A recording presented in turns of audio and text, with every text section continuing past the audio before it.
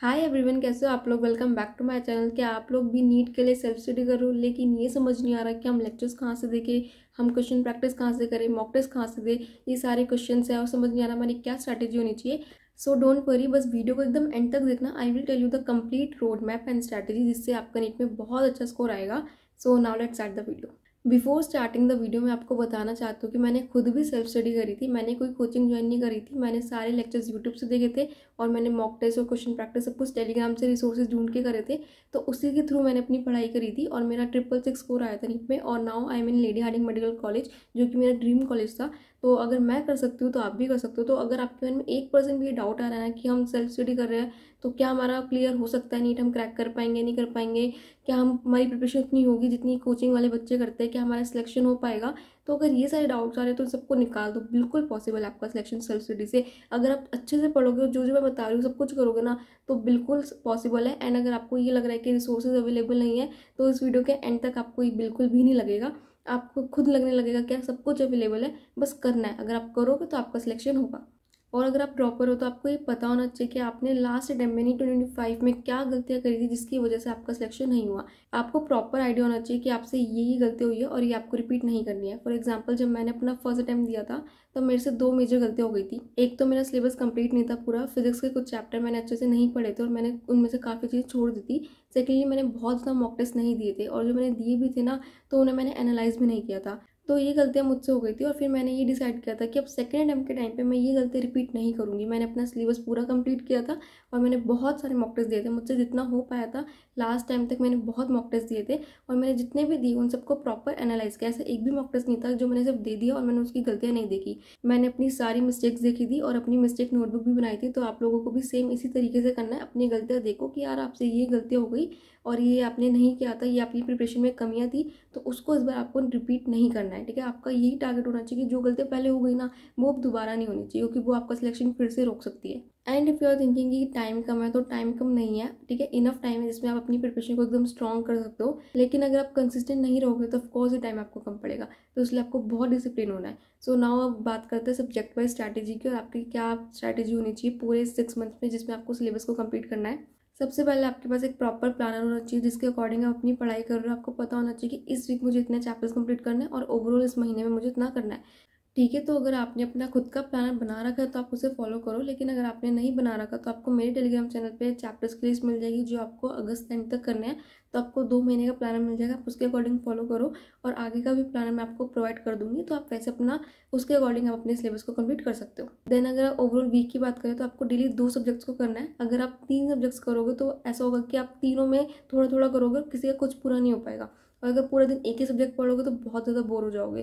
तो इसलिए 2 सब्जेक्ट्स रखो जिसमें आपका बोर भी नहीं होगे और आपका काफ़ी पोर्शन जो है वो भी कवर हो जाएगा। ठीक है, और संडे जो है वो आपको रिवीजन के लिए रखना है। जो भी आपने मंडे टू सैटरडे में पढ़ाई करी हो सब कुछ आपको संडे को रिवाइज करना है। तो इस तरह आपको हर वीक को अप्रोच करना है। अब बात करते हैं हर सब्जेक्ट में आपको कैसे अप्रोच करना है। तो सबसे पहले तो आपको लेक्चर्स लेने हैं। ठीक है, यूट्यूब से लेने हैं। अगर मेरे से पूछोगे कि मैंने कहाँ से देखे थे, तो मैंने तो उम्मीद बैच के लेक्चर्स ही देखे थे फिजिक्स के लिए। अगर बायो में तो मैंने सीप मैम के लेक्चर्स देख लिए थे और केमिस्ट्री में मैंने इनऑर्गेनिक केमिस्ट्री के लिए वीटी सर के लेक्चर्स देखे थे, ऑर्गेनिक केमिस्ट्री में पंकज सर के और फिजिकल केमिस्ट्री में सुधांशु सर के। लेकिन एंड में मैंने 1 महीने में क्रैश कोर्स भी देखा था यूट्यूब पे नितेश सर का, तो वो भी बहुत अच्छा पढ़ाते हैं। तो आप उनके लेक्चर्स भी देख सकते हो। तो सारे टीचर्स के लेक्चर्स मैंने यूट्यूब से ही देखे थे और यूट्यूब पे अच्छे खासे अवेलेबल है। और अगर आपको भी देखना है तो मैं रिकमेंड करूँगी कि आप भी इन्हीं टीचर्स के देख सकते हो। बाकी अगर फिजिक्स की बात करें तो मैंने तो उम्मीद 2023 से देखे थे। आप सिलेबस चेंज होने की वजह से 2024 वाला या 2025 वाला देखना वो ज़्यादा बेटर रहेगा। और अगर पहले वाला देख रहे हो तो फिर जो टॉपिक्स नहीं है कट चुके आपके, तो वो वाले आप स्किप कर देना। और अब बहुत सारे बच्चों को डाउट आ रहा होगा क्योंकि नीट 2025 का पेपर इतना टफ बना था, लेवल हार्ड था, तो क्या अभी ये लेक्चर्स जो है वो इनफ है। तो देखो, नीट 2025 का पेपर हार्ड था, उसकी वजह से आप एकदम से ये थोड़ी कि आप एकदम हार्ड लेवल प्रिपेयर करना स्टार्ट कर दोगे। स्टार्ट तो बेसिक से ही करोगे ना करना। बायो में 1-2 क्वेश्चन अगर एनसीईआरटी के बाहर के आ गए तो उसकी वजह से बाकी सारे क्वेश्चन जो आपके एनसीईआरटी से आए वो तो स्किप नहीं कर सकते। वो तो आपकी पहले प्रायोरिटी रहेगी ना करनी। पहले उतने स्ट्रॉन्ग करोगे, पहले एनसीईआरटी को अच्छे से करोगे, तभी तो फिर एक्स्ट्रा जाओगे ना। एनसीईआरटी ही नहीं होगी अच्छे से याद, तो फिर पहले एक्स्ट्रा करके क्या करना उन 2 क्वेश्चन को। पहले तो आपको बाकी क्वेश्चन करने हैं ना जो एनसीईआरटी से आएंगे। सेम अगर फिजिक्स में देखें तो कुछ क्वेश्चन बहुत हार्ड आए थे, तो ये थोड़ी कि आप सीधा पहले जी लेवल का प्रिपरेशन स्टार्ट कर दोगे। पहले तो नीट की स्टार्ट करोगे ना, और फिजिक्स तो ऐसा सब्जेक्ट है जिसमें हमें नीट लेवल की भी नहीं होती है। नीट की फिजिक्स इतनी हार्ड लगती है, वो भी नहीं होती, उसमें नंबर लाने इतने मुश्किल हो जाते हैं, और हम पहले सीधा जी थोड़ी ना करेंगे। मेरा फर्स्ट अटेम्प्ट में सिलेक्शन सिर्फ और सिर्फ फिजिक्स में नंबर ना आने की वजह से रहा था। फिजिक्स मुझे इतनी टफ लगती थी, और बहुत सारे बच्चों को लगती है फिजिक्स टफ, तो इसलिए पहले नीट लेवल वाली फिजिक्स ही कर लो। फॉर एग्जाम्पल, अगर पेपर में आपके 4-5 क्वेश्चन ऐसे आ गए जो जी लेवल के हैं, आप उन्हें छोड़ भी दोगे पर आपको बाकी नीट लेवल वाले क्वेश्चन सारे आते हैं, तब भी आपका सिलेक्शन हो जाएगा। तो अभी सीधा जे देख करके यार उतना हार्ड लेवल की तैयारी करनी एकदम से होता है शुरू शुरू में जोश, आप अपनी प्रायोरिटी चेंज नहीं कर सकते हो। आप करो, आपको जे लेवल की तैयारी करनी बिल्कुल करो, लेकिन पहले आप अपनी बेसिक स्ट्रॉन्ग करोगे, नीट लेवल की फिजिक्स अच्छे से करोगे, फिर जे पे जाओगे। ऐसे नहीं एक चैप्टर में लगे पड़ो बहुत ज़्यादा हाई लेवल के क्वेश्चन करे जा रहे हो और बाकी चैप्टर्स को टाइम नहीं मिल पा रहा है। तो ऐसा मत करना, पहले सारे चैप्टर्स को नीट लेवल पे इक्वल करना, सबको अच्छे से स्ट्रॉन्ग करना, फिर जिसको आपको टफ लगे, जिसका आपको एक्स्ट्रा करना आप करो, ठीक है। पर पहले आपकी प्रायोरिटी ये होनी चाहिए कि आपको सारे चैप्टर्स को इक्वली नीट लेवल जितना प्रिपेयर करना है, और इतना आपको यूट्यूब पे मिल जाएगा। यूट्यूब पे आपके जितने लेक्चर्स हैं वो नीट लेवल के लिए इनफ है, ठीक है। बायो के लिए भी इनफ है, फिजिक्स के लिए भी इनफ है, और केमिस्ट्री के लिए भी इनफ है। जो एक दिक्कत आती है वो ये आती है कि क्योंकि आप वन शॉट देखोगे तो वहाँ पे हर टॉपिक के ऊपर आपको क्वेश्चंस कम करवाए गए होंगे, क्योंकि टाइम का इशू होता है। वही अगर आप डिटेल लेक्चर लेते हो कोचिंग का, तो वहाँ पे एक कंसेप्ट के ऊपर बहुत सारे क्वेश्चन करवाए जाते हैं। तो ये थोड़ी सी दिक्कत आती है बस, तो इसका भी सोल्यूशन है। सबसे ज़्यादा दिक्कत हमें फिजिक्स में आएगी, क्योंकि फिजिक्स में हमें कॉन्सेप्ट समझ में आ जाएगा वन शॉट से देखकर, लेकिन हमें जब हम उसकी खुद से क्वेश्चन प्रैक्टिस करेंगे ना, तो हमसे क्वेश्चन सॉल्व नहीं होते, क्योंकि हमें ये समझ नहीं आता कि उस क्वेश्चन में हमें उस कंसेप्ट को अप्लाई कैसे करना है, कैसे उस क्वेश्चन को अप्रोच करना है, वो चीज़ हमें नहीं समझ में आ पाती है। तो इसके लिए आप फिजिक्स के लिए 7777 क्वेश्चन सीरीज़ देख सकते हो, जो तमन्ना मैम की यूट्यूब पे आपको फ्री मिल जाएगी। मैंने वही सीरीज़ देखी थी जिससे मेरी फिजिक्स जो है वो बहुत ज़्यादा इंप्रूव हुई थी। तो फिजिक्स में आपको क्या करना है, पहले लेक्चर लेना है, फिर आपको उसी चैप्टर की ये सीरीज़ लगानी है। तो बेसिकली सीरीज़ में क्या है, आपको डिफरेंट डिफरेंट बुक्स के मैम ने वहाँ पे क्वेश्चन करवा रखे हैं, पहले टॉपिक वाइज, फिर चैप्टर वाइज, फिर unit wise, and then full marks. तो आपको पहले उस चैप्टर के जब आप क्वेश्चन करोगे, तो आपकी जो अप्रोच है, जो दिक्कत थी ना कि अप्रोच समझ नहीं आती, एप्लीकेशन समझ नहीं आती, वो सॉल्व हो जाएगी। आपको समझ में आ जाएगा कि क्वेश्चन को कैसे अप्रोच करना है। तो आपको सीरीज़ में क्या करना है, आपको वो लेक्चर की तरह नहीं लेना है, ठीक है। वो आपकी एक तरह की क्वेश्चन प्रैक्टिस है। तो आप जब वो क्वेश्चन देखोगे तो आपको पहले खुद ट्राई करना है सॉल्व करने का, फिर अगर आपका आंसर आ गया तो ठीक है, नहीं आया तो आपको देखना है कि क्यों नहीं आया, क्या गलती कर रहे थे आप, कौन सा स्टेप आपने नहीं समझा, कौन सा स्टेप पे आपकी गलती होगी, वो चीज़ आप देखोगे और फिर उस चीज़ को आप प्रैक्टिस करोगे, ठीक है। इससे वो गलती आपकी दोबारा नहीं होगी। तो इस तरह से आपको उस सीरीज़ को फॉलो करना है एंड उसका मैक्सिमम बेनिफिट लेना है। इसी तरीके से मैंने किया था और मेरे काफ़ी ज़्यादा मार्क्स भी फिजिक्स में इंप्रूव होने लग गए थे। अब बात आती है इसके अलावा क्वेश्चन प्रैक्टिस कहाँ से करनी है, ठीक है। और भी तो क्वेश्चन प्रैक्टिस आपको खुद से करनी होगी ना, बायो के लिए भी, केमिस्ट्री के लिए भी, फिजिक्स के लिए भी। तो उसके लिए आपको सिर्फ मेरा टेलीग्राम चैनल ज्वाइन करना है। वहाँ पे आपको बहुत सारे रिसोर्सेज मिल जाएंगे जो आप यूज़ कर सकते हो क्वेश्चन प्रैक्टिस के लिए। सबसे अच्छा रिसोर्स जो है वो PW NCERT पंच बुक है, जिसका मैंने अपडेटेड वर्जन भी डाल दिया है, तो वो यूज़ कर सकते हो। वहाँ पे आपको बहुत सारे क्वेश्चंस मिलेंगे डिफरेंट डिफरेंट टाइप्स के और हर टॉपिक के, तो वो उससे आप कर सकते हो। इसके अलावा वहाँ पे आपको और भी सोर्सेज मिल जाएंगे क्वेश्चन प्रैक्टिस के लिए, DPPs बुक्स की PDFs, और मैंने आकाश का मॉडल भी अपलोड कर दिया एंड एलन का भी बहुत जल्दी मैं कर दूंगी। अभी मेरे प्री फाइनल्स चल रहे थे, तो इस वजह से मैं थोड़ा बिजी थी और मैं नहीं अपलोड कर पाई रिसोर्सेज वहाँ पे, बट आपको वहाँ पे बहुत जल्दी बहुत सारा मटेरियल और भी मिल जाएगा जो आपकी बहुत हेल्प करेगा क्वेश्चन प्रैक्टिस वगैरह में। सो वहाँ पे आपको बहुत सारा मटेरियल मिलेगा प्रैक्टिस करने के लिए, तो आपको बिल्कुल भी ये टेंशन नहीं लेनी कि कहाँ से प्रैक्टिस करें, बहुत सारा मिलेगा एंड सारे सोर्सेज पे आप रिलाई कर सकते हो बिल्कुल। सो बस आपको टेलीग्राम चैनल ज्वाइन करना है, जिसका लिंक आपको डिस्क्रिप्शन में मिल जाएगा।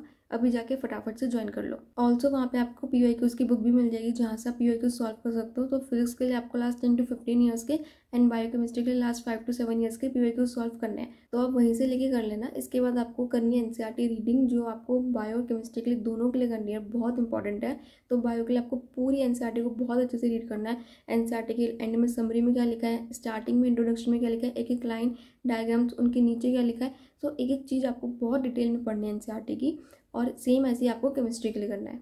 फिजिक्स के लिए आप अवॉइड कर सकते हो NCERT रीडिंग, उसके जगह आप अपने या तो नोट्स कर सकते हो, ठीक है, बैचेस के नोट्स कर सकते हो, या फिर आपको और कुछ भी नहीं है तो आप PW मेडिसी बुक की PDF मिल जाएगी टेलीग्राम चैनल पे, आप उसको ले सकते हो और वहाँ से कर सकते हो। Then you all need to make your formula sheets. तो फिजिक्स और फिजिकल केमिस्ट्री के लिए आप सबको अपनी फॉर्मुला शीट्स बनानी है। तो जब भी आप लेक्चर ले रहे हो तो जो भी फॉर्मूला है उसको एक पेपर पर नोट डाउन करते रहना एंड लेक्चर के एंड तक आपकी फॉर्मुला शीट तैयार हो जाएगी। सैम्पल के लिए आपको मेरे टेलीग्राम चैनल पे मिल जाएगी, उसके थ्रू आप देख के अपनी बना सकते हो। ऑल्सो वहाँ पे आपको ऑर्गेनिक के रिएक्शन शीट्स, इनऑर्गेनिक के एक्सेप्शन शीट्स और बायो के लिए भी बहुत सारा ऐसा मटेरियल मिलेगा जो रटने वाला होता है, वो एक जगह लिखा हुआ है, जैसे साइंटिस्ट के नेम्स, डेट्स, सब कुछ, तो बहुत हेल्प करेगा। तो वो सब चीज़ें भी आप यूज़ कर सकते हो। सो ये सब चीज़ें करने के बाद आपको करनी होती है प्रॉपर रिवीजन। तो रिवीजन आपको कैसे करनी है, रिवीजन में आपको एक तो जो चैप्टर है उसको फटाफट आपको शॉर्ट में 15 से 20 मिनट में रिवाइज करना होता है, एंड देन 30 मिनट्स में आपको उसके क्वेश्चन सॉल्व करने होते हैं। तो आपको रिवाइज कहाँ से करना है, उसके लिए एकदम डिटेल नोट्स नहीं कर सकते हो, आप उसके लिए शॉर्ट नोट्स या माइंड मैप यूज़ कर सकते हो, उसके थ्रू आप रिवाइज कर सकते हो, जो आपको अगेन मेरे टेलीग्राम चैनल पे मिल जाएंगे। तो वहाँ से लो, रिवाइज करो। उसके बाद आपको करनी है क्वेश्चन प्रैक्टिस। तो आपके पास लिमिटेड टाइम होगा, तो इस कम टाइम में आप बहुत ज़्यादा क्वेश्चन प्रैक्टिस तो नहीं कर सकते हो।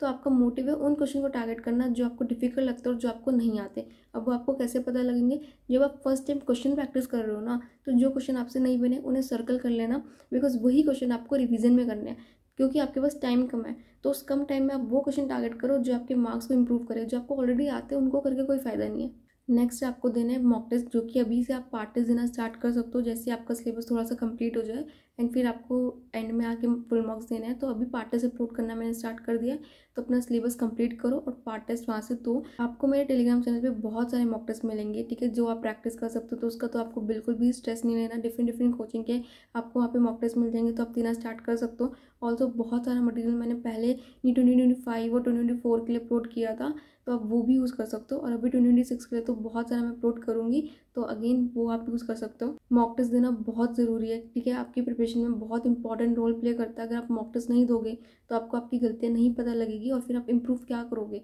तो जो आपके मार्क्स आ रहे हैं वही आते रहेंगे। सो मॉक टेस्ट दो, पता लगाओ कि आपके क्या वीकनेसेस है, देन उन्हें इम्प्रूव करो, ठीक है। तो मॉक टेस्ट देना है, मॉक टेस्ट से डरना नहीं है, मॉक टेस्ट से भागना नहीं है। एक मॉक टेस्ट छोड़ोगे पूरे साल मॉक टेस्ट छोड़ोगे और छोड़ते रहोगे, तो अभी चाहे कितना भी सिलेबस हुआ कंप्लीट हुआ हो, आपको लगे कि कम मार्क्स आएंगे, कुछ भी लगे, मॉक टेस्ट नहीं छोड़ना। एक दोगे, एक बार कम नंबर आ जाएंगे कोई बात नहीं, बट आपको उससे काफ़ी कुछ सीखने को मिलेगा, आपको अपनी गलतियाँ पता लगेगी, जिससे आपके नेक्स्ट मॉक टेस्ट में मार्क्स इंप्रूव होने की बहुत ज़्यादा चांस है। सो मॉक टेस्ट रेगुलरली देना है, मॉक टेस्ट कोई भी बच्चा स्किप नहीं करेगा। So that's all for the video. I hope you guys like the video. अगर आपको वीडियो पसंद आई हो तो प्लीज़ लाइक ज़रूर करना, सब्सक्राइब करना चैनल पे अगर नए हो, शेयर करना अपने दोस्तों के साथ।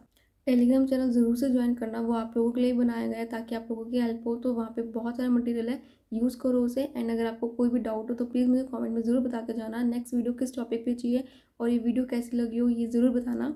Don't forget to subscribe my channel. Thank you so much guys for watching my video. All the best guys for your NEET preparation.